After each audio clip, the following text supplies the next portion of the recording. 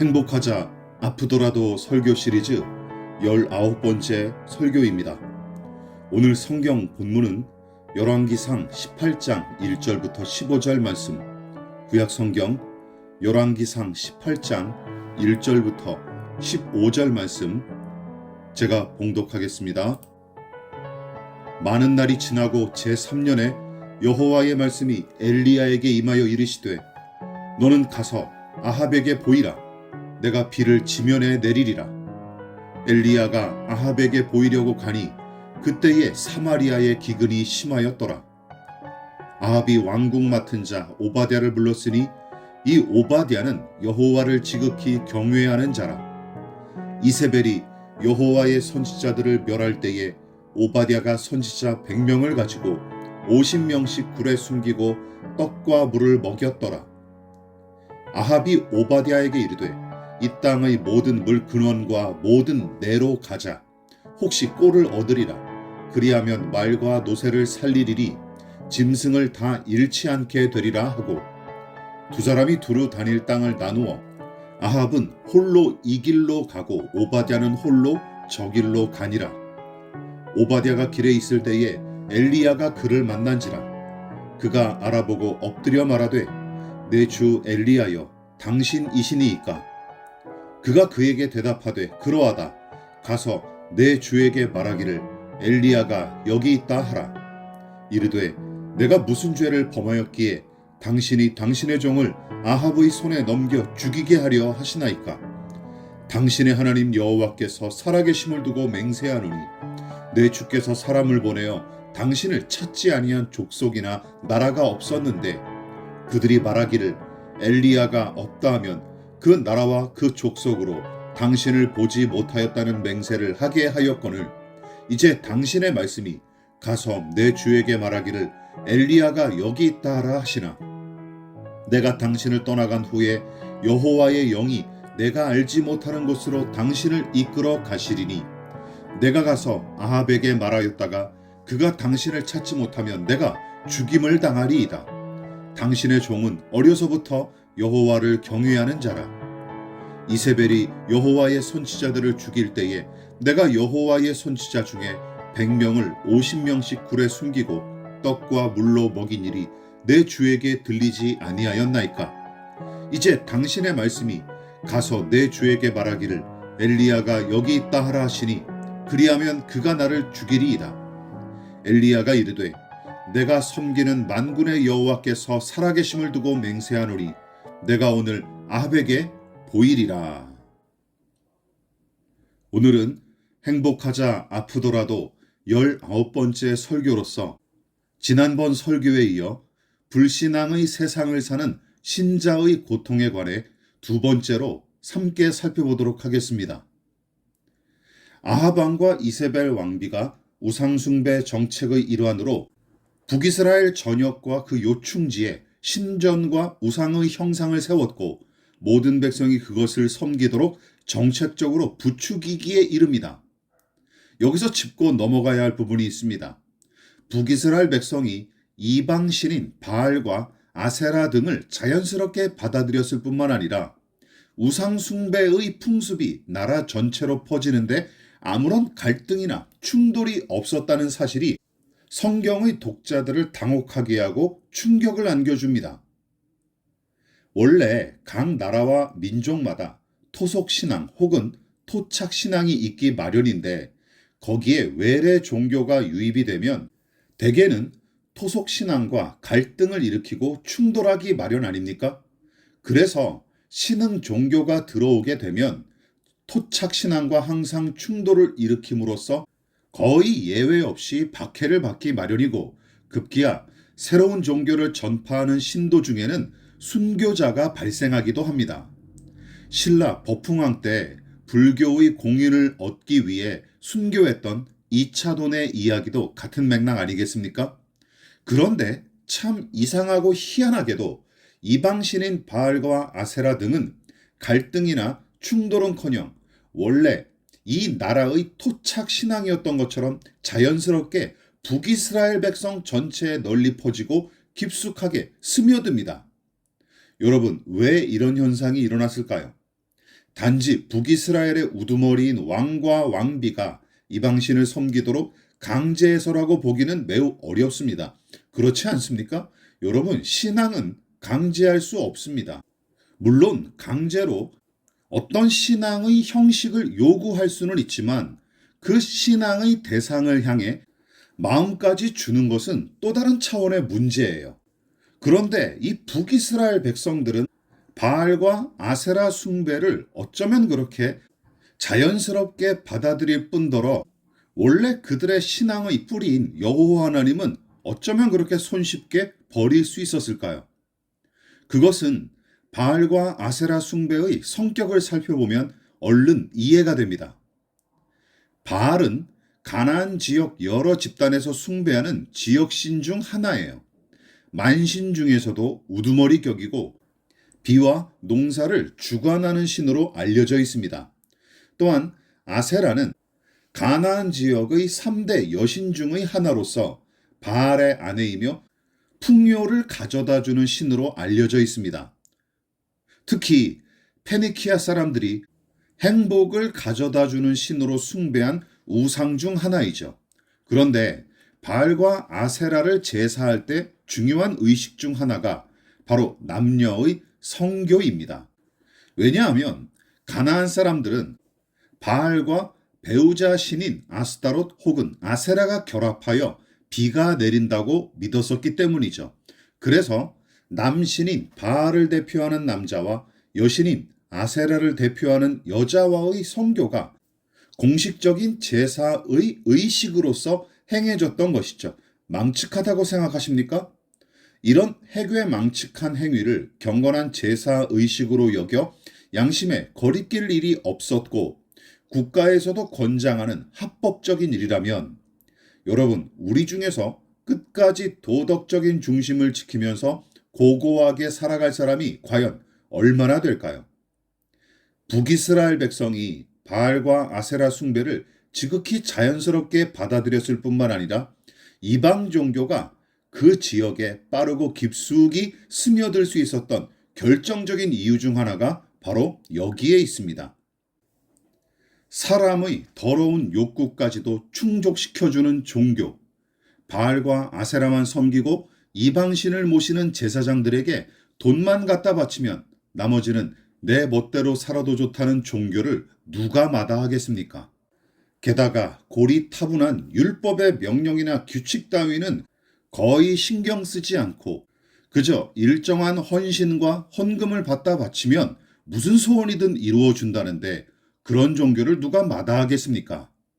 그래서 따분하게 율법을 낭독하고 자기의 죄악을 성찰하고 회개하면서 짐승을 갖다 바치는 이런 고리타분한 제사는 돈을 준다 해도 참석하고 싶지 않기 마련이죠. 그러나 이방 종교의 제사는 비교할 수 없을 만큼 매번 흥미진진하고 자극적이어서 돈을 내고서라도 참석하고 싶을 정도였을 것입니다. 이처럼 불의의 공기가 가득하고 더러운 생리로 충만했던 때가 아합 왕이 다스리던 시대였어요. 그만큼 우상 숭배자들은 대접을 받고 호의호식하는 시대였습니다. 사악하고 음란한 자들이 이 기울어진 운동장의 좋은 자리를 선점하고서 선한 믿음의 양심을 가진 사람들을 마구 짓밟던 시대. 아합과 이세벨이 북이스라엘의 문화와 종교의 생태계를 바꿔버렸고 대다수 북이스라엘 백성은 불의한 판도로 변화한 데서 저항하지 않았고 그 어떤 이의 제기나 저항조차 하지 않은 채 매우 손쉽게 우상과 미신 숭배에 적응했던 것입니다. 따라서 몸이 즐겁고 행복하고 윤택한 삶만 바란다면 불의의 공기를 마음껏 들이마시면서 적응하면 그만이었습니다. 안락과 행복을 맹목적으로 추구한다면 세상의 기울기에 맞춰 편안히 내리막길을 걸으면 그만이죠. 대다수 북이스라엘 백성이 우상숭배의 이 더러운 기울기에 편승해서 살았던 시대였습니다. 이처럼 죄악으로 가득한 세상과 사람의 마음은 이미 지옥을 향해 한참 기울어진 상태라는 사실을 우리 믿는 사람들은 명심해야 할 것입니다. 그래서 그 기울기에 편승하여 편하게 내리막길을 걷는 사람이 훨씬 많다는 사실도, 그런 현실도 우리는 유념해야 합니다. 하나님 편에 서서 여호와의 율법을 즐거워하고 그 율법대로 사는 사람은 너무나 적고, 불신앙의 상태에서 불의의 생리를 따르는 사람들은 너무나 흔했습니다. 그러나 내가 서 있는 세상이 망가진 채 기울어졌고 내 마음에 선한 것이 하나도 없을 뿐더러 나를 포함한 모두가 죄악과 불의로 기울어진 세상에서 아무렇지도 않게 살았다는 이 끔찍한 사실을 깨닫고 경악하는 것에서부터 그리스도인의 삶은 구별되는 것이죠. 그렇다면 모든 사람이 똑같은 모습으로 이 기울어진 세상에서 적응하고 살아갈 때 그리스도인은 어떤 모습으로 구별된 인생을 살아야 할까요? 다수의 의견이 죄악과 불의를 선택하는 시대, 불의의 공기로 충만하고 죄악으로 기울어진 그 시대를 신자들은 어떻게 살았을까요? 본문에 등장하는 엘리야와 오바댜, 숨어있는 100명의 선지자를 통해 세상의 기울기를 거스르는 믿음의 삶이 무엇인지 함께 살펴보십시다. 그 첫 번째로 우리가 함께 나눌 교훈은 이것이에요. 떠나고 피하라. 엘리야 선지자는 17장에서 처음 등장합니다.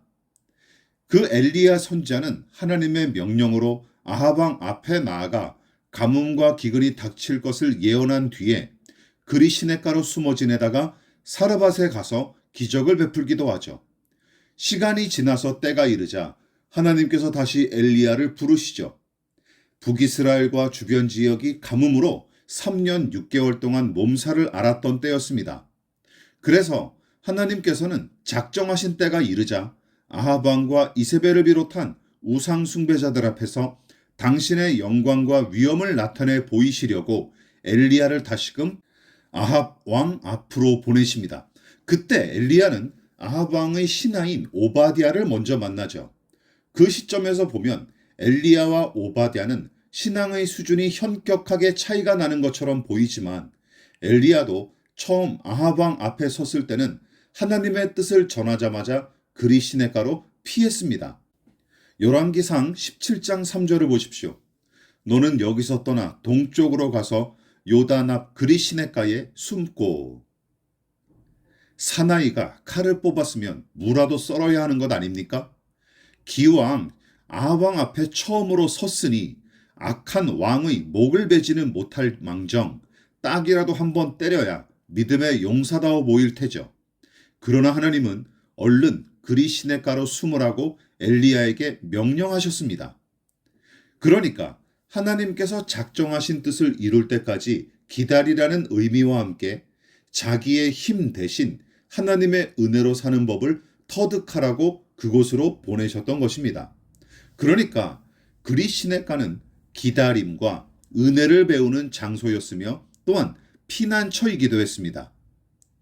엘리야가 겁이 많았다면 하나님께서 그의 성정을 배려하여 훗날을 기약하기 위해 조치하신 일이었거나 혹은 반대로 엘리야가 혈기왕성한 사람이어서 칼을 휘둘러 말고의 귀를 잘랐던 베드로처럼 아합 왕 앞에서 뭔가라도 하고 싶었던 마음을 누르고 하나님의 명령에 순종한 거로 볼 수 있습니다. 어쨌든 하나님의 명령에 따라 그리 시냇가로 숨은 사실은 변함이 없죠. 아합 왕의 왕궁에서 시중드는 오바댜도 마찬가지였습니다. 아합 왕은 오바댜가 하나님을 경외하는 사람이라는 사실을 전혀 눈치채지 못했던 것 같아요. 그러니까 가까이 두고 부렸던 것이죠. 오바댜가 일부러 자신의 신앙을 숨긴 게 틀림없습니다. 자, 그러니까 에스더처럼 죽으면 죽으리라 할 정도로 믿음이 크거나 대범한 성격은 아니었던 것처럼 보여요. 그래서 본문을 보면 아합 왕에 관해 언급할 때마다 아합 왕이 나를 죽일 것입니다 하는 말을 3번씩이나 오바댜가 반복합니다. 그만큼 아합을 두려워했고 자신의 신앙이 탈로 날까봐 노심초사했던 것처럼 보여요. 딱 한 번 아합 왕의 명령으로 물 있는 곳을 찾아다니다가 엘리야와 마주쳤을 때 비로소 자신의 정체를 드러냈습니다. 엘리야가 신실한 하나님의 사람인 줄 알고 있었으므로 안심하고 고백한 것이죠. 자, 그런데 아합 왕의 우상숭배 정책을 거절하고 피한 사람은 엘리야만이 아니었습니다. 오바댜가 자기 신앙을 숨긴 것도 일종의 도피로 볼 수 있죠. 그렇다고 오바댜를 간사하다고 함부로 판단하면 안 됩니다. 선지자들의 씨를 말리려는 아합 왕에 반대하여 남은 선지자들이 무자비한 대량 학살을 피하도록 그가 굴에 숨겨주었고, 그들이 계속 생존할 수 있도록 양식을 계속 공급한 것을 보면 엘리야와 방법만 달랐을 뿐 신실하게 하나님을 섬긴 믿음의 사람임이 틀림없습니다. 오바댜가 굴 속에 숨긴 100명의 선지자들도 마찬가지였어요. 신앙을 버리고 변절했으면 굴 속에 처박히면서까지 고생하며 살 필요가 없었습니다. 또한 19장에서 하나님이 친히 언급하신 7,000명의 남은 자들을 생각해 보십시오. 엘리야는 그 정도의 믿음의 사람들이 남아있을 줄 생각조차 하지 못했던 것 같아요. 왜냐하면 그들도 오바댜처럼 신앙을 숨기고 조심스럽게 살았기 때문입니다. 그러나 우리는 이 부분을 섣부르게 판단하지 말아야 합니다. 본문의 시점에서 그나마 가장 용감하게 아합 왕 앞에 저항한 사람은 엘리야밖에 없었으므로 그에게 시비 걸 독자는 없을 테죠. 그런데 아합 왕 몰래 신앙을 숨긴 오바댜와 굴 속에 숨어있던 100명의 선지자들, 그리고 무서운 박해를 피해 쥐 죽은 듯이 지냈던 7,000명은 비겁한 놈들이라며 비난받고 욕을 먹어도 시원찮다고 생각하기 마련이죠. 물론 우상숭배를 피해서 숨은 게 꽤 잘한 일이라고 보기는 어렵습니다. 하지만 우상숭배의 불의한 공기가 가득하고 또한 불신앙으로 급격하게 기울어진 나라에서 그들 모두는 믿음을 지키기 위해 나름대로 고군분투한 것이죠. 물론 엘리야를 비롯한 오바댜와 100명의 선지자들, 그리고 7,000명의 남은 사람들은 처음부터 불의한 우상숭배와 타락한 분위기에 폼나게 맞서지는 못했습니다. 그러나 본문을 보십시오. 숨어있고 또한 자신의 신앙을 숨긴 그들을 비난하는 내용이 없어요. 그 이유가 무엇일까요? 그들이 아합 왕을 정면으로 대적하고 적극적으로 저항하지는 못했을지언정 하나님은 소극적으로도 도피한 그 행동조차도 불의한 시대에 야합하지 않은 거룩한 결단으로 여기셨던 게 틀림없습니다. 그러므로 도망치고 피하는 것을 함부로 깎아내리지 마십시오. 불의에 용감히 맞서는 것만 선한 것이 아닙니다. 악의 무리가 더러운 곳을 향해 행군하고 행진할 때 용감히 정면으로 가로막을 수 있었으면 가장 좋았겠지만 그 대열에서 이탈하거나 도망치는 것 역시 불의에 저항하는 한 방법으로 여겨집니다. 이쯤에서 창세기의 요셉 이야기를 떠올려 보십시오. 형제들의 도를 넘어선 시기심으로 죽을 고비를 넘겼고 이스라엘로 팔려간 그가 시위대장 보디발의 종으로 들어가서 유혹당한 이야기를 들어봤을 것입니다. 보디발의 아내가 요셉을 유혹하여 동침하려고 했는데 한두 번도 아니고 매일 찾아와서 관계를 요구했습니다. 보통 남성들이면 얼씨구나 하며 음란한 제안에 솔깃했을 법한데 하나님 앞에 신실했던 요셉은 그녀의 제안을 매번 거절했습니다. 그러던 어느 날 그 여자가 노골적으로 요셉의 옷자락까지 붙들고 이판사판으로 덤벼들자 그는 어떻게 대처했습니까?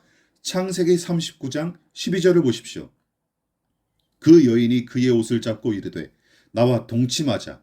그러나 요셉이 자기의 옷을 그 여인의 손에 버려두고 밖으로 나가매.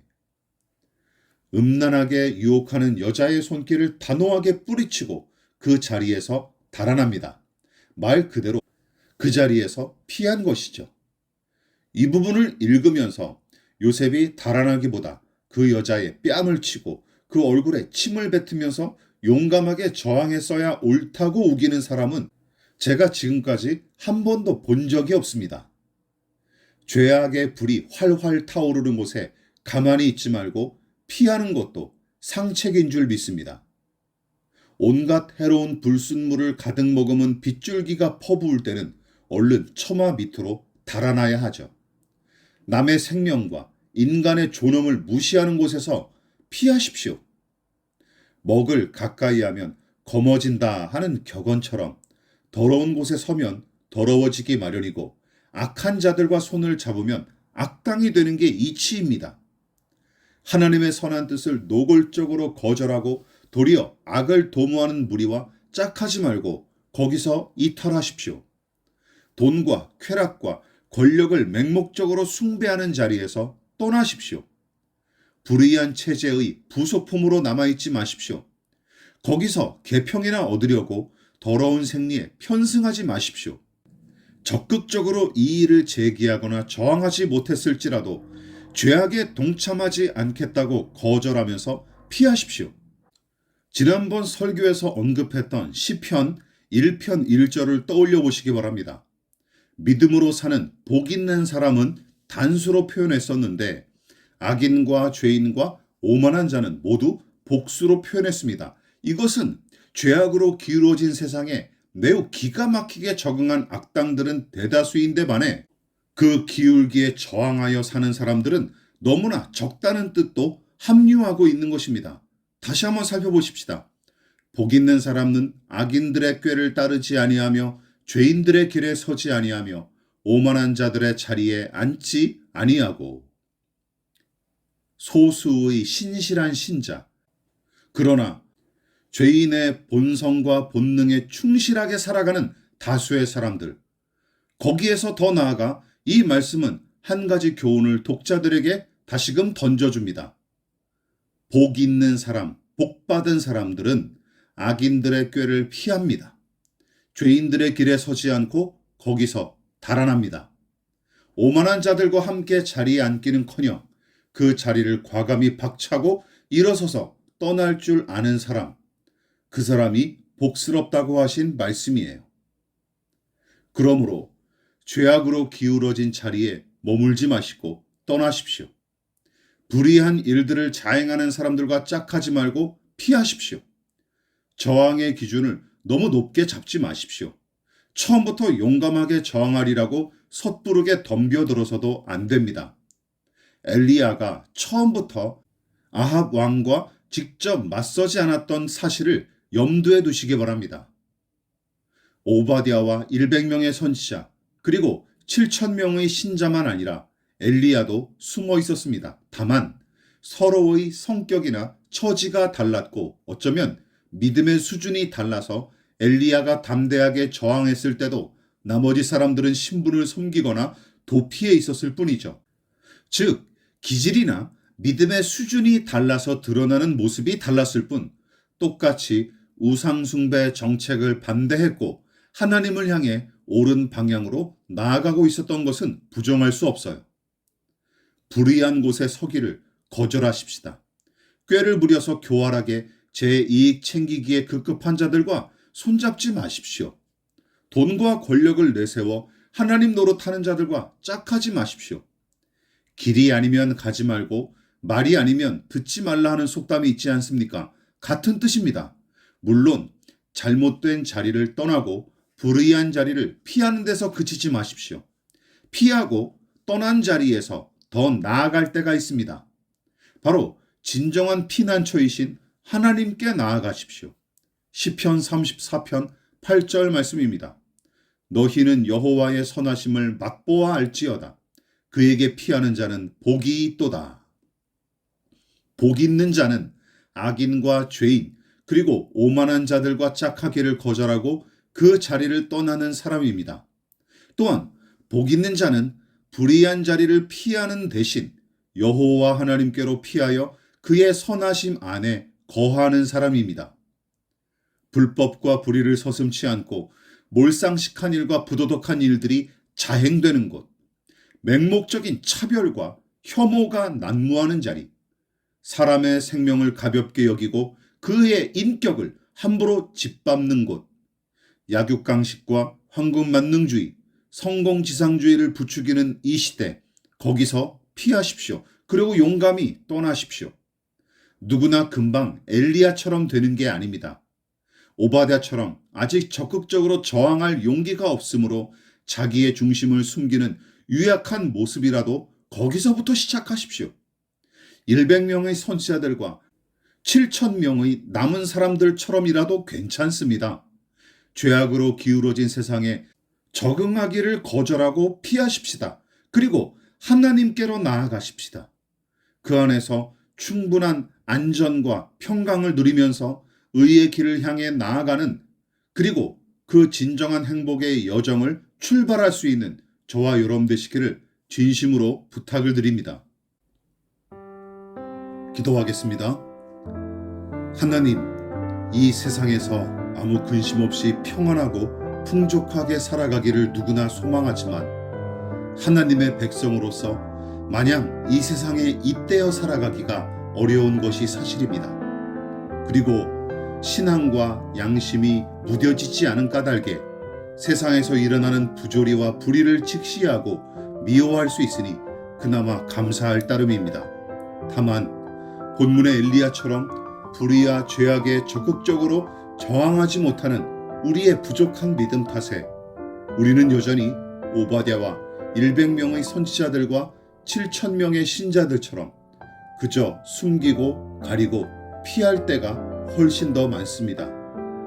하나님, 17장의 엘리야와 18장의 신자들 수준에서 만족하거나 안주하지 않게 하시고 18장과 19장을 거쳐 더 크고 깊은 믿음의 사람으로 성장했던 엘리야처럼 우리도 하나님을 아는 지식이 더욱 깊어지고 짙어질 수 있도록, 그리고 그분을 신뢰하는 믿음이 더더욱 강해질 수 있도록 우리를 연단하시옵소서. 그래서 불법과 불의가 판치는 곳을 용감히 떠나고 폭력과 차별과 혐오를 일삼는 자들과 짝하지 않게 하여 주시옵소서. 거짓과 위선으로 충만한 종교인들, 하나님을 앞세워 제 배만 채우는 교회와 사역자들을 분별하고 그들을 대적하게 하옵소서.